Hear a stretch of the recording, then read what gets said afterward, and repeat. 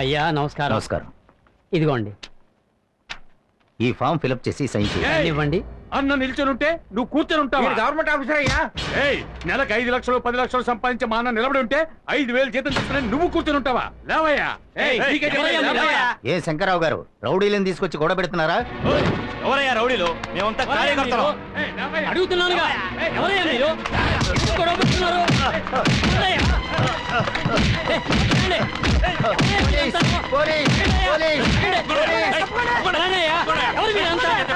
ఏ శంకర్రావు, నువ్వు ఈ ఎలక్షన్ లోని కాదు, ఏ ఎలక్షన్ లో నువ్వు నిలబడలేవురా.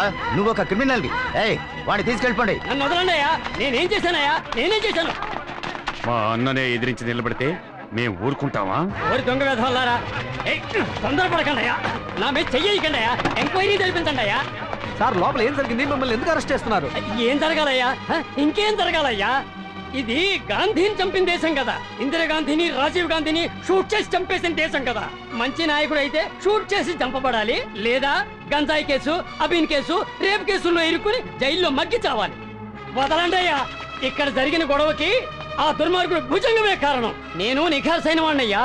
ఈ దేశ ప్రజలకు ఏదైనా మంచి చేయాలనుకుంటున్నాను. నా కడుపు రగులుతోందయ్యా.